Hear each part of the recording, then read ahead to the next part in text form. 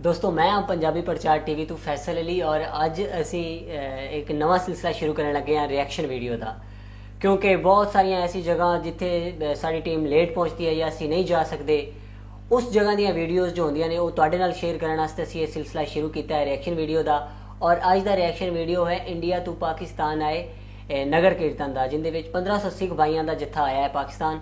और अज की वीडियो का रिएक्शन असी यही देने वाले हैं कि अज का रिएक्शन है नगर कीर्तन ते जो पालकी आई है इंडिया तो पाकिस्तान, जिंदे विच 1500 सिख भाइयों का जत्था सी और उन्हों का वैलकम किया है गवर्नर पंजाब चौधरी सरवर ने।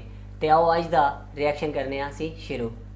मैं जी एक तो पंजाब के लोगों वालों ते पाकिस्तान के लोगों वालों तुहानू इत्थे वेलकम करदा, जी आयां नूं कहना।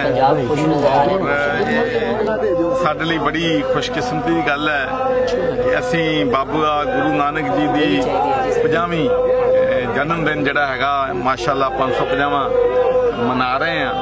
और पाकिस्तान के लोग लुक फॉरवर्ड कर रहे हैं कि इंडिया भरा और भैन साडियां इत्थे आए ने और अज तुसीं पालकी इत्थे लैके आए हो, असी वो भी वेलकम करते हैं। इन तो बाद मेरा ख्याल ननकाना जाना है, ननकाना तो बाद असी फिर करतारपुर भी जावांगे और मैं उत्थे भी हाजिर होवांगा।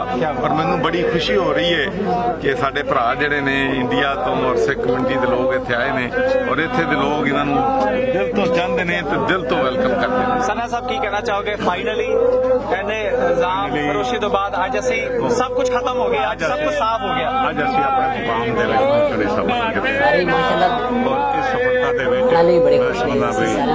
गवर्नर पंजाब सरवर साहब का, सारी हुकूमत का, चीफ मिनिस्टर साहब का, प्राइम मिनिस्टर साहब का, सारे औकाफ बोर्ड के चेयरमैन साहब और एहलकारां का, सारे वजीर साहब का, इमरान साहब का, अनगिनत ना है जिन्हों की बहुत वड्डी देन है इस नगर कीर्तन को लियाण दी।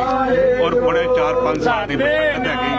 मैं गवर्नर साहब का तह दिलों धन्यवाद करदा, इन्होंने साडा बेनती पत्र प्रवान करके मकसूफिया छोड़ के अज इत्थे गुरु की आमद विच खलोते हैं। मैं सारी कौम वालों गवर्नर साहब जी आया भी कहना, तह दिलों इन्हों का शुक्रगुजार बहुत बहुत धन्यवाद। ये पाकिस्तान गुरुद्वारा प्रबंधक कमेटी तो शायद महेंद्र सिंह महेंद्रपाल सिंह जी इत्थे मौजूद ने। ऐसी साडा अज का रिएक्शन और असी कोशिश की करांगे कि आप रिकॉर्ड करके तुहानू दिखाई जाइए वीडियो।